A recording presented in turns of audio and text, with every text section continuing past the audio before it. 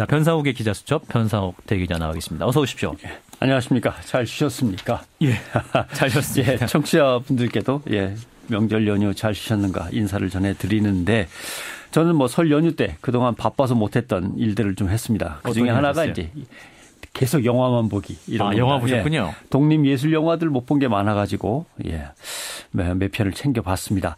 그러다 보니까 영화계에 대해서 제가 그동안 소홀했던 게 미안해서 오늘 좀 얘기를 합니다. 그 대기업의 멀티플렉스 영화관은 이제 시쳇말로 돈 되는 영화만 틀어주죠. 예. 그렇지 않습니까?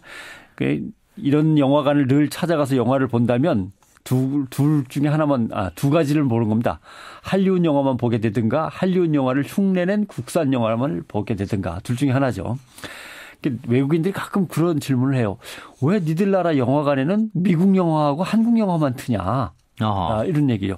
지금 제가 제일 보고 싶어서 기다리는 영화 중에는 폴란드 영화가 하나 있습니다. 이다라고 하는 폴란드 영화가 있는데, 예.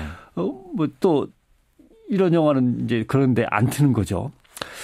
그 문제의식을 일깨우거나 도전을 주고 가슴을 뛰게 하고 뭐 영혼을 울리는 이런 영화들이 참 많은데 일상적으로 영화관에서는 이런 것들을 전혀 틀어주지 않습니다. 흥행이 안 된다. 뭐 이런 생각 때문에. 독립영화예술관을 가야만 되는 거죠.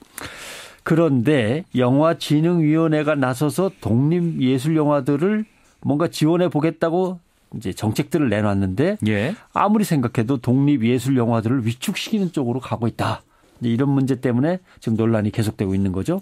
영화진흥위원회가 오히려 독립영화들을 위축시키고 있다. 이런 말씀인데 영화진흥이나 이름 붙였으면 진흥시켜야 되는 거 아닙니까? 그렇죠.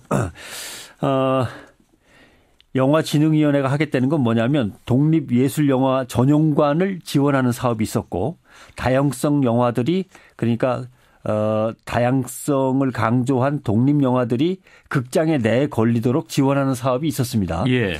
이걸 통폐합해서 예술영화 좌석 점유율 지원 사업이라는 걸로 만들어서 하겠다고 합니다. 어떤 내용인가 하니 영화진흥위원회가 사업자를 골라요.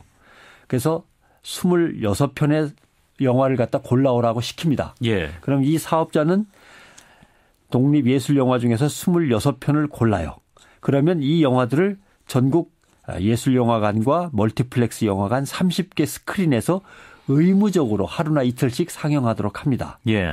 그리고 일정 금액을 이제 극장이나 배급사한테 지원하는 거죠.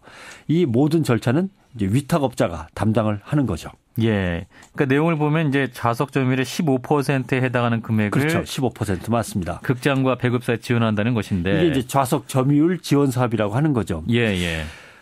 이제 독립예술영화에 관객들이 안 오니까 이렇게 극장에다 크게 걸게 해서 관객을 더 모으겠다고 하는 건데 이 사업이 만약에 시행되면 어떤 일이 벌어지느냐 하면 전국의 독립예술영화관에서 상영되는 작품이 다 똑같아지는 결과가 나옵니다. 26편 안에서 결정돼야 되니까. 그렇죠. 다양성이 되려 없어지는 거죠. 수백 편이 만들어지면 그걸 골고루 여기저기서 볼 수 있어야 되는데 딱 26편만 지원되고 그것만 튼다고 하면은 이건 오히려 다양성이 위축되는 겁니다. 그렇죠. 또 중간 유통업자가 고른 영화 또는 영화진흥위원회가 고르라고 얘기를 하는 영화들을 보면 과연 어떤 영화들일 것이냐. 이제 이게 문제입니다. 독립예술영화라는 것은 뭔가 비판적인 시대정신, 예술 혼을 집어넣어서 만들고 그걸 좋아하는 사람들이 모여서 이제 만들어지는 하나의 뭐랄까요.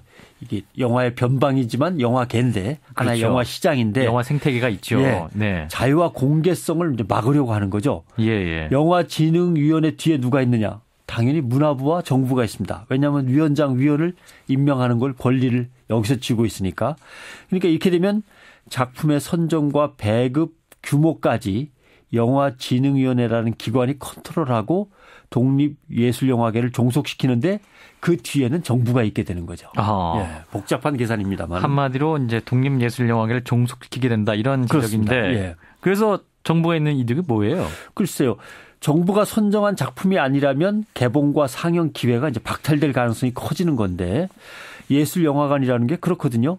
대형 멀티플렉스 영화관에서 틀어주지 않는 영화를 차별화된 철학과 운영 방식을 갖고 자기네들 나름대로의 가치관을 거기에 접목시켜서 작품을 고르고 상영하고 있는 건데 이 정책대로 나가면 정상적인 운영이 어렵고 기획해서 영화를 갖다가 멋지게 시리즈로 튼다든가 하는 것도 이제 어려워지는 거죠. 기획전이라고 하는 거죠.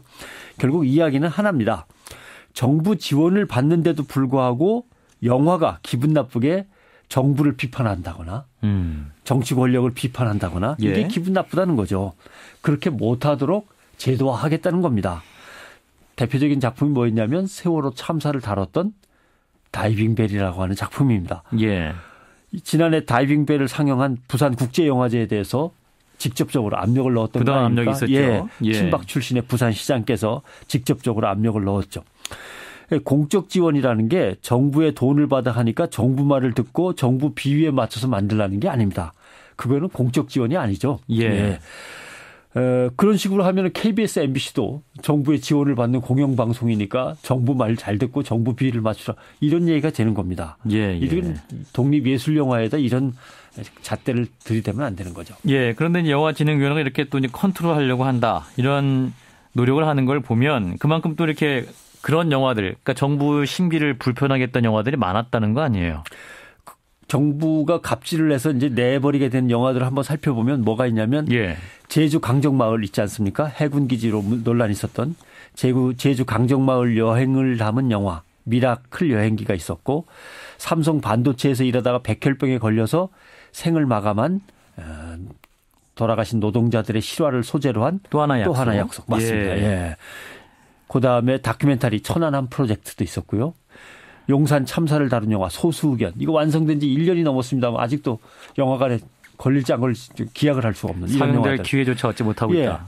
예술영화, 독립영화라는 게 바로 이런 겁니다. 주류 영화를 거부하고 새로운 영화의 문법이라든가 새로운 시대정신 또는 비판적인 시대정신에 도전하는 영화들.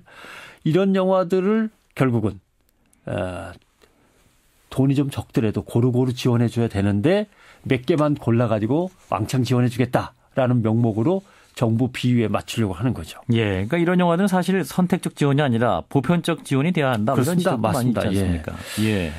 또 어떤 식으로 보면 또 이게 사전 검열이 되는 것이 아니냐. 그런 결과가 되는 거죠. 건데요? 실제로 영화진흥위원회가 그런 제도를 내놓기도 했습니다. 이제 부산국제영화제, 전주 무슨 영화제, 또 부천 판타스틱 영화제 이렇게 영화제가 있으면 영화제에 출품되는 작품들은 사실 영화는 등급 심의를 해서 걸어야 되는데 등급 면제를 받습니다. 왜냐하면은 영화제 기간 동안에만 잠시 틀어주는 영화들이기 때문에 그걸 가지고 등급 신청을 받아서 등급 심의를 하다 보면 너무 오래 걸리고 영화제를 운영하기가 어려워집니다. 근데 그래서 그동안 면제가 돼 왔는데 갑자기 등급 신청을 모두 받으라는 거 아닙니까? 그러니까 예를 들면 대학에서 졸업영화제를 하려고 해더라도 대학생들이 만든 영화 전부 다 갖고 와서 등급 신청을 받아라. 이럴 정도입니다. 결국 독립예술영화를 발전시키려고 하는 건지 위축시키려고 하는 건지 상당히 애매해지는 거죠. 이 권력의 눈치를 보면서 만든 독립예술영화를 어떤 관객이 보겠습니까? 이런 문제가 생깁니다. 다양한 주장과 의견이 담긴 영화 손쉽게 가까이서 볼 수 있으면 좋겠습니다. 변상욱 대기자였습니다. 고맙습니다. 고맙습니다.